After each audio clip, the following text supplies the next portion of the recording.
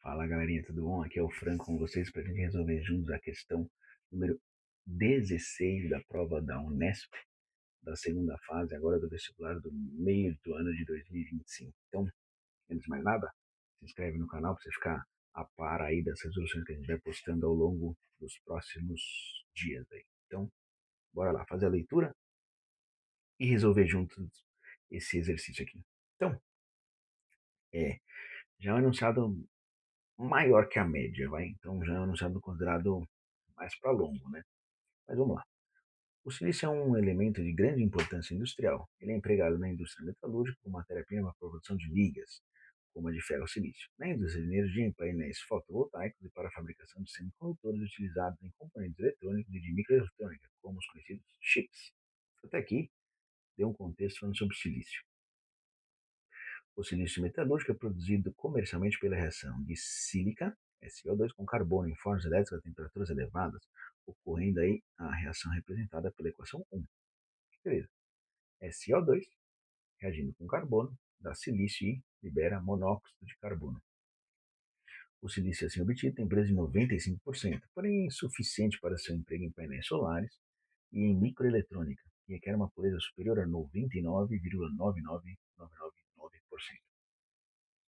Maluco, hein? 7,9. O silício policristalino de altíssima pureza, utilizado em painéis solares, pode ser obtido por diversas reações químicas, sendo que uma delas é a reação do triclorosilano com hidrogênio molecular, representada pela equação 2. Beleza? Então, outra possibilidade hein, de obter um silício mais puro. Então, vamos lá. Item A. Identifique a espécie química que se oxida na reação representada pela equação 1. Beleza? Tranquilo? E determine o número de oxidação do silício na sílica empregada nessa reação. Então, bora lá fazer isso primeiro. Duas perguntas relacionadas com o número de oxidação e meio que restringiu aí o seu olhar para a equação 1. Então, você vê que, para o item A, pelo menos, né, em grande parte do texto que ele deu falando sobre silício, explicando aí pureza, 7,9 de pureza e tudo mais, não te ajuda muito aqui neste item. Então, bora lá.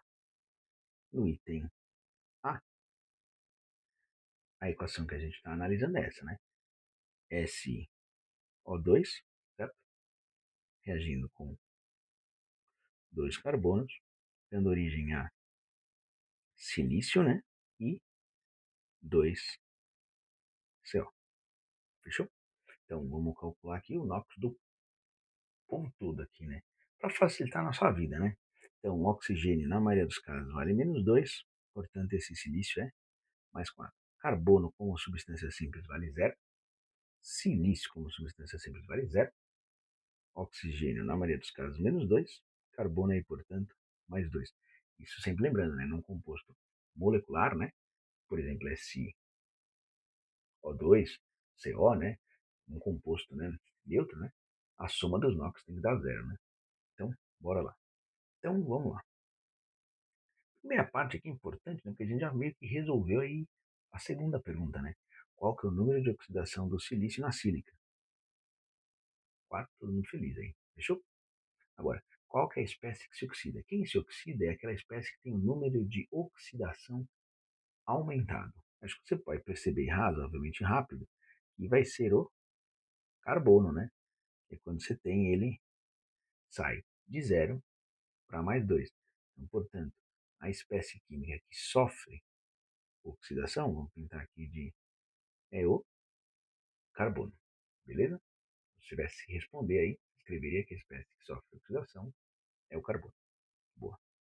Então, meio que matamos aí o item A. Vamos aqui para o item B de bola. Sabendo que a constante universal dos gases R é igual a 0,082 litro atm litro por Kelvin por mol, deve dar um PVNRT. Né? Quase toda vez que dá R, usa PVNRT. Certo? Calcule o volume de hidrogênio, certo? Expressa em litros, medindo um atm 300 que é necessário para a produção de 560 gramas de silício policristalino de altíssima pureza. Pela reação representada em 2. Fechou? Então aí voltamos aqui para um exercício de estequiometria, classicão, com gases, né? Só que e trabalhando com a segunda reação. Bora, então vamos lá. O que que é importante aqui, né? Vamos copiar a equação e depois a gente discute algumas questões. Ele tem aí o reagente original, HSCl3, né, líquido nesse caso, reagindo com H2 gasoso. Isso dá origem a silício, né, sólido, e 3HCl, né, gasoso, né. Então, bora lá. Qual a pergunta do exercício é qual a quantidade de hidrogênio necessária para produzir 560 gramas de silício, né? Então, eu sei que a pergunta do exercício é assim, só que ele quer volume, né? Geralmente em exercícios que envolvem estequiometria, que você vai precisar usar o PV e NRT, vale a pena você primeiro descobrir quantos mols de H2 são produzidos e depois fazer a conta do volume no PV igual a NRT. Então, é isso que a gente vai descobrir. Eu quero descobrir quantos mols de H2 são produzidos, né? A partir, desculpa, são necessários para produzir 560 gramas de silício. Para você, o que é importante escrever com as unidades, né? Um exercício de cálculo estequiométrico. Pelo seguinte motivo: se aqui é mol, a unidade aqui em cima vai ser mol. Se aqui é grama, a unidade vai ser grama. O que eu sei, né, da proporção em mol? Que é 1 para 1. Tudo bem? O 1 mol aqui já resolveu minha vida, não é verdade? Mas o 1 mol de silício não. Por quê? Porque eu quero saber essa informação não em mol, mas em grama. Então vai ser 1 vezes. Aí o que você faz, né? Não tem jeito. Você teria que ir lá, né? Lá na tabela periódica que tem na prova da Unesp, no caderno, procura lá e vai achar que silício tem massa molar de 28 gramas por mol. Então, 1 vezes 28. E aí você vai fazer a regrinha de 3, sempre lembrando que a grande dica boa aqui é sempre cortar antes de você multiplicar em cruz. Posso dividir por 28 dá 1, por 28 dá 20, e acabo concluindo que X vale 20 mols de H2. Só que a pergunta não é em mol, é em que?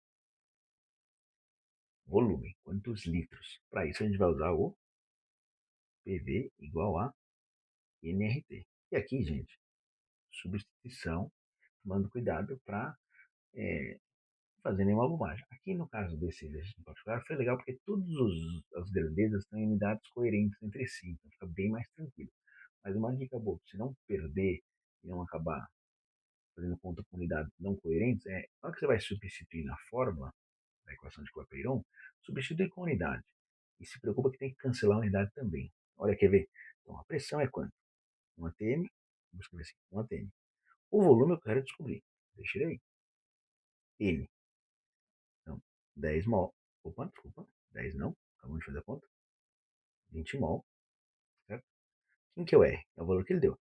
0,082 atm litro por mol Kelvin.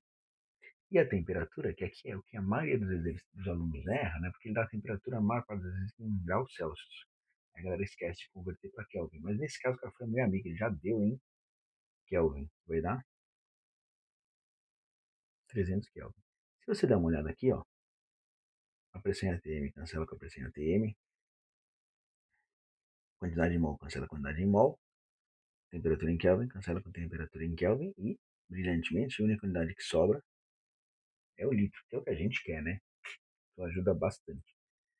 E aí aqui, honestamente, é fazer conta. 20 vezes 0,082 vezes 300, né? Tomar cuidado para você não errar nenhuma vírgula e tudo mais. Ao fazer essa conta, vai chegar aqui, o volume dá 492, fechou? Litros, beleza? E aí você mata aí o item B também, beleza, gente? Então, obrigado aí. Se você tirou suas dúvidas todas sobre esse exercício, por favor, curte, compartilha. E se quiser que a gente resolva algum, só mandar nos comentários. Abração.